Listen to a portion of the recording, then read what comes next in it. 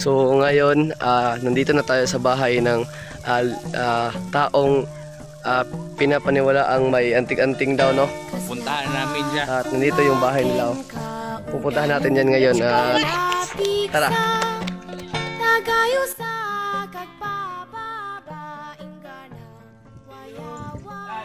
Balay ni Amel nga puno. Oh, nadiri ah. Dayon mo dayon.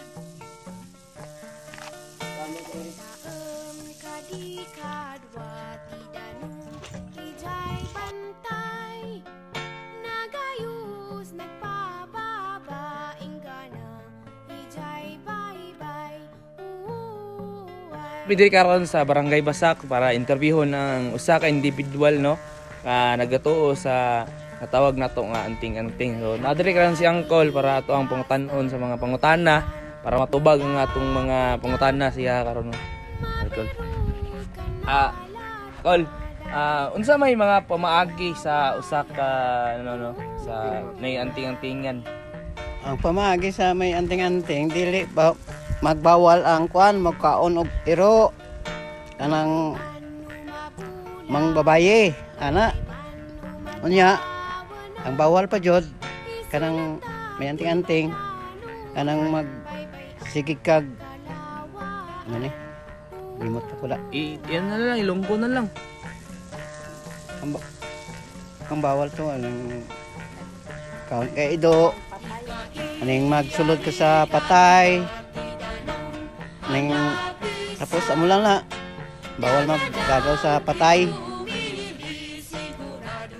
Tapos kasi Bernes magkuang ka sang imo nga anting-anting nga magkuang ka nga ubayan kaniya nga magkalab jud. O unsa may ano ang ginahimo niyo kol para mag-epektibo gud ang inyong anting-anting?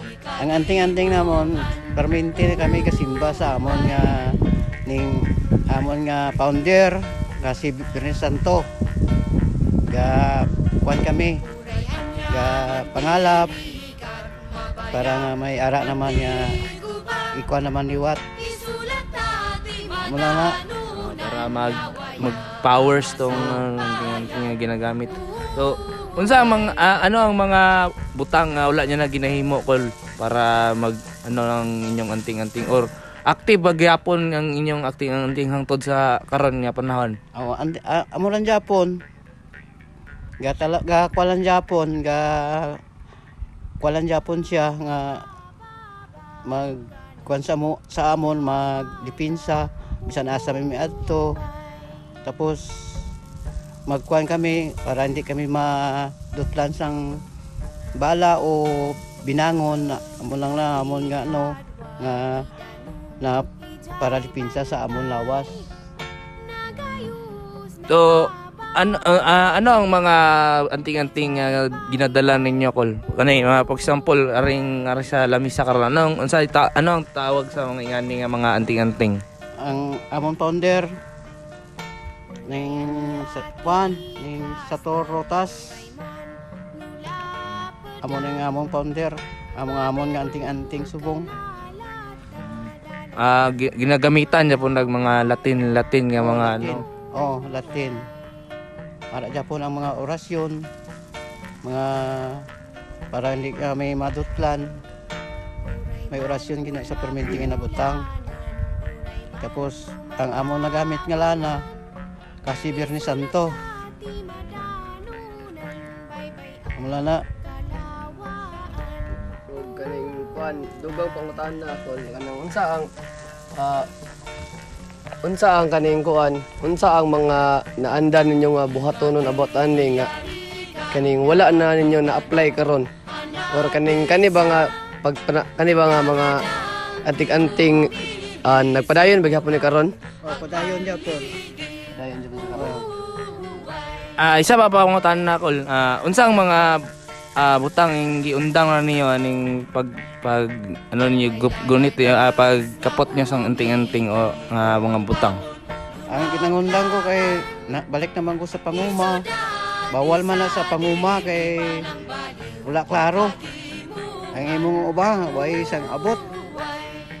Tapos daw pa sang mga kuan nga mga sapat ang perminti mo nga kunon sa anting-anting. Amo na nagbaya na ko. Biyaan ko na. At ayun no, natapos na ang aming pagtatanong kung sa mga individual o mga taong may kakaibang paniniwala. Doon natin nalaman na ang mga taong may anting-anting pala ay merong mga paniniwalang kakaiba na hindi katulad sa atin. At nalaman din natin na may meron ang mga paniniwalang iyon ay unti-unti nang nawala sa kanila sa siguro sa makabagong panahon na rin siguro at impluwensya ng mga pamumuhay ng tao ay unti-unti nang nawawala ang kanilang mga paniniwala. At yun lamang po, maraming salamat. Maraming salamat.